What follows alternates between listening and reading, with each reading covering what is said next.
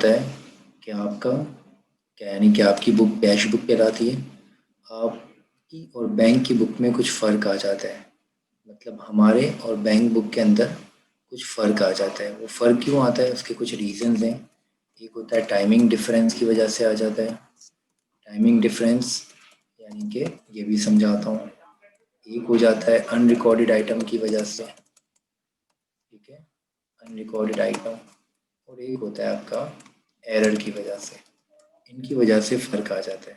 Now what is timing difference? Timing difference means एक check को clear होने में कुछ वक्त लगता है।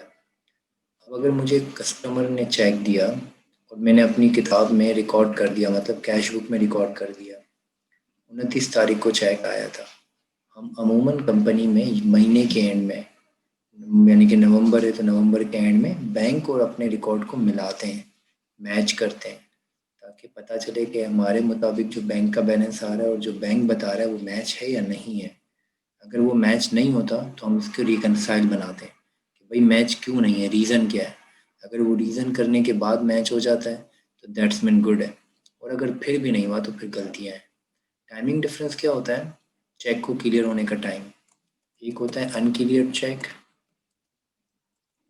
अनक्लियर चेक, और एक होता है आपका अनप्रेजेंटेड चेक, अनप्रेजेंटेड चेक। ये दोनों में क्या फ़र्क है, ये दोनों पहले मैं क्लियर करता हूँ ताकि आपको समझ में आए, फिर हम आगे चलें। अनक्लियर चेक कस्टमर से रिलेट करता है, यानी कि कस्टमर जो आपको पैसे देता है तो आप अपने रिकॉर्ड में तो उसी वक्त लिखते हो ना, डेबिट क्रेडिट उसी वक्त कर देते हो। बट चूंकि वो टाइमिंग डिफरेंस की वजह से चेक क्लियर नहीं होता तो बैंक में रिफ्लेक्ट नहीं होता। तो भाई आपके पास तो आ चुका है, अब रिकनसाइल यानी कि मैच कब होगा, जब दोनों तरफ आ जाए। तो हम इसीलिए अनक्लियर चेक को बैंक में प्लस करते हैं। क्या करते हैं? बैंक में प्लस करते हैं, क्योंकि वो एंट्री बैंक में नहीं आई है।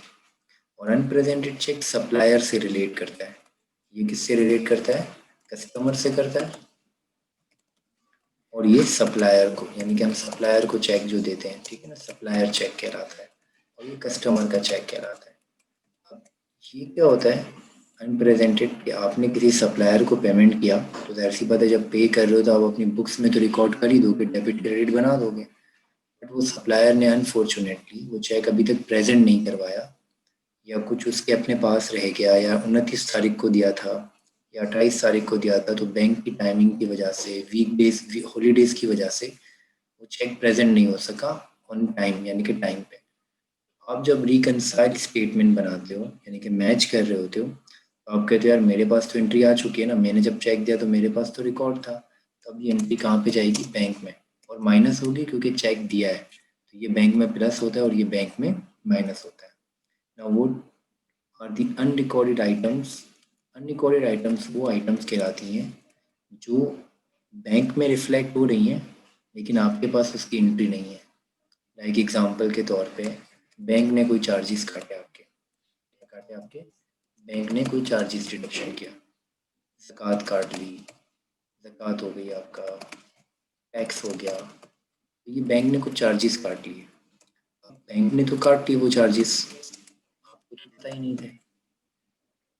अब बैंक के स्टेटमेंट में तो, यानी कि बैंक स्टेटमेंट के बैलेंस में ये चार्जेस माइनस होके आ रहा है बैलेंस, लेकिन जब आपको पता चले मंथ एंड पे तो आप अपने पास रिकॉर्ड करते हो। इसीलिए ये एंट्रियाँ, ये चार्जेस कटे हैं तो कैश बुक से माइनस करेंगे, क्योंकि बैंक में तो ये एंट्री आ चुकी है। ये कहाँ से माइनस होगा? कैश बुक से माइनस हो जाएगा, ठीक है। और इसी तरह से अगर बैंक डेबिट, बैंक क्रेडिट करें, लाइक एग्जांपल के तौर पे बैंक क्रेडिट करता है, यानी कि आपको इंटरेस्ट देता है।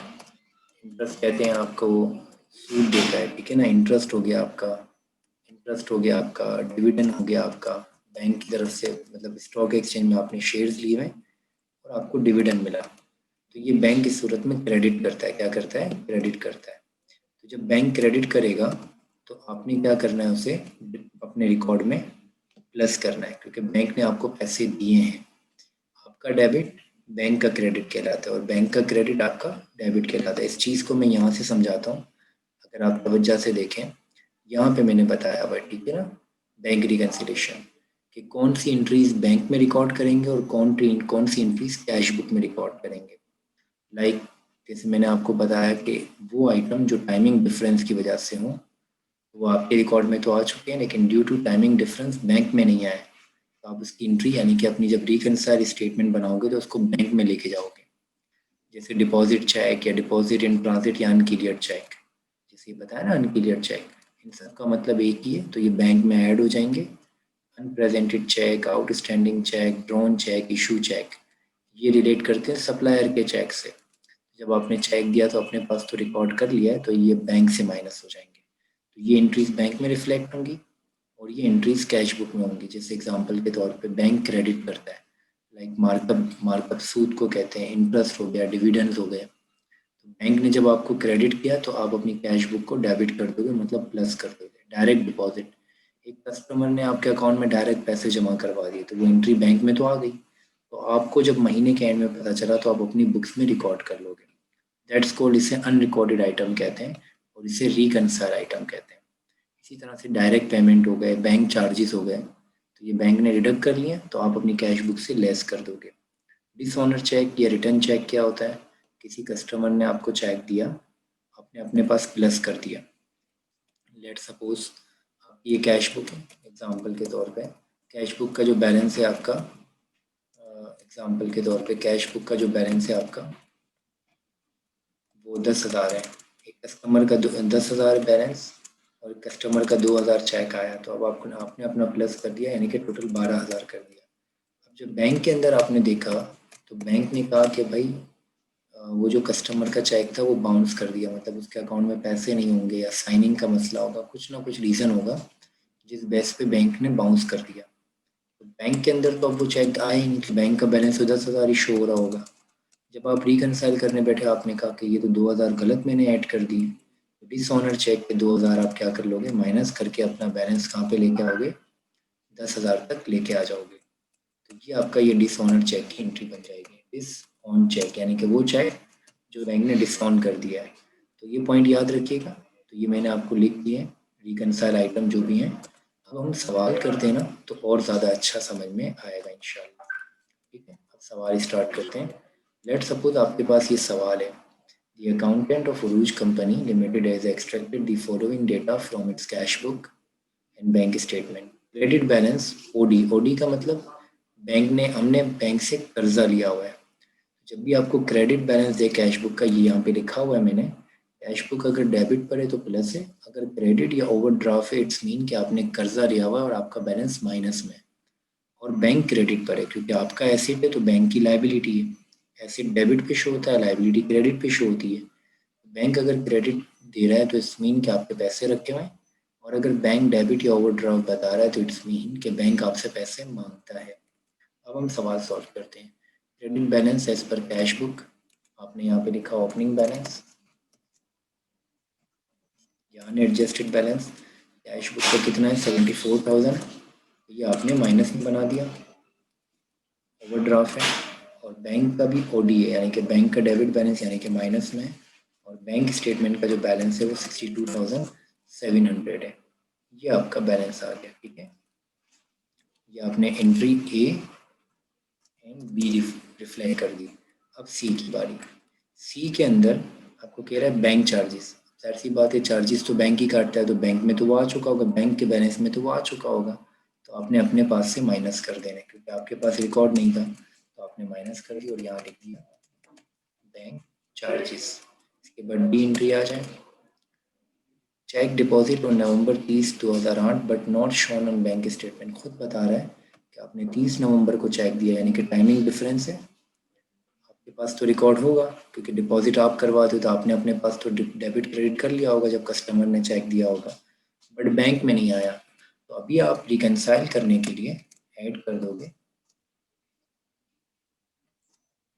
डिपॉजिटेड चेक, कितने का दिया बैंक ने, कितने का चेक है 28,000 का, तो ये आपने ऐड कर दिया। क्या कर दिया आपने, ऐड कर दिया। अब हम आगे चलते हैं, इसको लेस लिख दिया। अब entry number E, direct deposit by customer, एक कस्टमर है उसने डायरेक्ट बैंक में जमा करवाया, तो अब बैंक में तो रिकॉर्ड आ चुका होगा, ऐसी बात है उसने पैसे डायरेक्ट बैंक में जमा करवाए, तो इसका मतलब ये बैंक के बैलेंस के अंदर ये चीज़ शामिल होगी, लेकिन आपके बैलेंस में ये चीज़ शामिल नहीं होगी। तो आप अपने बैलेंस में शामिल कर लो। ई एंट्री यहाँ पे लिखो, ऐड करो डायरेक्ट डिपॉजिट, और साथ में डैश डाल के लिख देना अकाउंट रिसीवेबल। इसकी बहुत नीड होगी आगे जाके एंट्रीज में, इसलिए अच्छे तरीके से लिख देना। वैसे मैंने लिखा हुआ है कि कहाँ पे क्या चीज़ लिखते हैं। 50,000, ठीक है, ये आपका डायरेक्ट डिपॉजिट आ गया। अब हम आगे चलते हैं। अब ई एंट्री हो गई। ई के बाद आपकी एंट्री आती है F. A check for purchase of supplies was drawn 65,000 but was recorded on company record as 56,000. That's mean error. मैंने आपको शुरू में बताया कि 3 वजह से डिफरेंस आते हैं, एक टाइमिंग का आता है, एक अनरिकॉर्डेड आइटम आता है और एक एरर है। गलती में ये याद रखना है कि जो गलती करेगा वही सही करेगा। अब आपने ये देखना है कि आपको माइनस करना था या प्लस करना था। मैंने यहाँ पे लिखा है कि डिपॉजिट अगर हो तो दैट्स मीन प्लस करना होता है, और इशू हो तो माइनस करना होता है। मतलब चेक दिया है तो माइनस हो जाएगा बैलेंस, चेक आया है तो प्लस होगा। तो इस तरह से आपको जो मिस्टेक है उसको हैंडल करना है, उसको करेक्ट करना आसान लगेगा। करके देखते हैं। सप्लाईज खरीदी हैं तो चेक दिया होगा आपने 65,000 का, बट वो रिकॉर्डेड ऑन कंपनी। जिसने गलती की वही सही करेगा, कंपनी ने की है मतलब कैश बुक ही सही करेगा। आपको माइनस करने थे 65 और आपने माइनस किए हैं 56। इसका मतलब आपने कम माइनस किए हैं। कम माइनस किए तो आप यहाँ पे एंट्री बना दोगे एफ की, less error by cash book. आगे लिखोगे कैश बुक के अंदर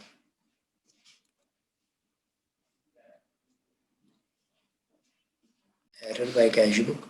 आगे लिखोगे आप क्या लिखा हुआ है यहाँ पे, सप्लाईज किए आपने तो ये अकाउंट पेएबल था आपका, परचेज किया है तो आपके error by cash book account payable, यानी कि आपको पे करना था तो आपने गलत रिकॉर्ड किया है, ठीक है ना। अकाउंट पेएबल लिख दिया आपने। इशू में आप पेएबल लिखोगे और जितना भी फ़र्क है यानी कि 9,000 तो 9,000 लिख दिया। आपने कम माइनस किया था तो आप मज़ीद माइनस कर लोगे। अब इसके बाद आती है एंट्री जी। The officer company officer issue a cheque 5,000 for travelling expense, this cheque was not recorded by company. हमने रिकॉर्ड नहीं किया तो रिकॉर्ड ही कर लेंगे हम। 5,000 का चेक है, दिया है तो माइनस होगा। तो अब देखें, जी एंट्री लेस इशू किया है चेक ट्रैवलिंग एक्सपेंस, यहाँ पे लिख दिया ट्रैवलिंग एक्सपेंस और यहाँ पे 5,000 माइनस कर दिया। Last cheque issue during November but not presented to the bank for payment, timing difference unpresented cheque. तो आपने अपने पास बैंक में ले लिया इसका इम्पैक्ट, लेस कर दिया unpresented cheque. Unpresented cheque supplier से होता है तो इसीलिए माइनस किया जाएगा क्योंकि इसमें पैसा निकलेगा। अनप्रेजेंटेड चेक आपने ले लिया, कितने का चेक है 4,500, आपने 4,500 ले लिया और आपने अब टोटल कर दिया। अब जब आपने टोटल किया तो आपका बैंक का बैलेंस और कैश बुक का बैलेंस होना चाहिए। ये कहलाता है आपका एडजस्टेड बैलेंस या एंडिंग बैलेंस। अब इसकी एडजस्टिंग एंट्रीज होती हैं कुछ, वो भी आप सीख ही लें हाथों हाथ, ताकि जो पेपर में मांगे तो आपको पूरा सवाल सही तरीके से आ रहा हो। एडजस्टिंग एंट्री, एडजस्टिंग एंट्रीज सिर्फ उन्हीं की बनती है जो अनरिकॉर्डेड आइटम है। अनरिकॉर्डेड आइटम से मुरा वो आइटम जो आपने रिकॉर्ड नहीं किए थे। टाइमिंग डिफरेंस वाला आइटम तो आप रिकॉर्ड कर चुके होते हो, पेपर में मांगता भी है बैंक रिकॉर्ड बनाए और एडजस्टिंग एंट्रीज बनाए। टाइमिंग डिफरेंस वाले आइटम तो आप रिकॉर्ड कर चुके होते हैं, लेकिन चूंकि जो अनरिकॉर्डेड आइटम है यानी कि कैश बुक, ये देखें मैं इसको हाईलाइट कर रहा हूँ, इसकी एंट्रीज बनेंगी। ओपनिंग को छोड़ देंगे, पहली एंट्री है बैंक चार्जेस, ये माइनस हुआ है तो आप एंट्री में बैंक को क्रेडिट कर दोगे, बैंक क्रेडिट हो जाएगा और बैंक चार्जेस आपका डेबिट हो जाएगा। माइनस में बैंक क्रेडिट हो जाता है क्योंकि बैंक से पैसे निकले। 1,200 रुपये यहाँ लिख दिए, 1,200 यहाँ लिख दिए और एंट्री में लिख दिया to record bank charges. Entry का वो रेफरेंस नंबर डाल दिया।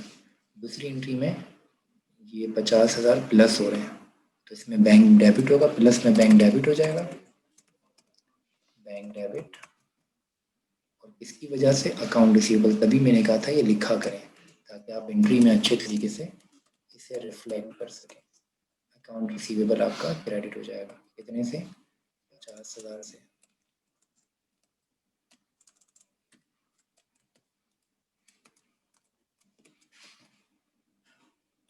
ठीक है, टू रिकॉर्ड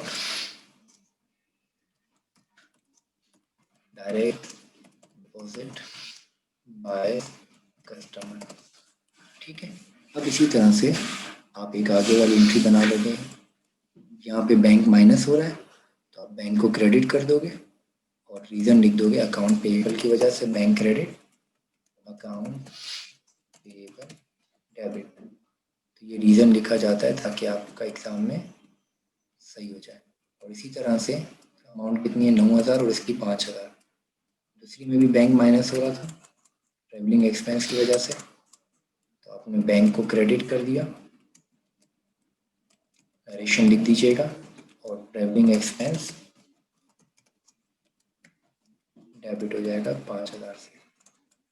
तो ये आपका कुछ बैंक रिकॉन का सवाल था। उम्मीद है आप सबको समझ में आया होगा इंशाल्लाह, और कोशिश करेंगे कि मज़ीद सवालात की प्रैक्टिस भी करवाएं ताकि ये टॉपिक आपका अच्छा हो। ये आपके सामने एक चार्ट मौजूद है, बट इसको समझ के और इसका कॉन्सेप्चुअल देखिएगा, बहुत ईजी है। टाइमिंग डिफरेंस, आपकी वो एंट्रीज जो कैश बुक में आ चुकी हैं बट बैंक में रिफ्लेक्ट नहीं हुई। अनरिकॉर्डेड आइटम, वो एंट्रीज जो बैंक में आ चुकी हैं और आपकी कैश बुक में रिफ्लेक्ट नहीं हुई। अगर आपको मैच करना है तो एंट्रीज दोनों तरफ आनी चाहिए। अगर दोनों तरफ नहीं है तो इट्स मीन कि आपका सवाल मैच नहीं हो सकेगा। ठीक है, तो आगे चलते हैं इंशाल्लाह मज़ीद वीडियोस की तरफ, और कोशिश करेंगे कि और बेहतर वीडियोस भी अपलोड करें।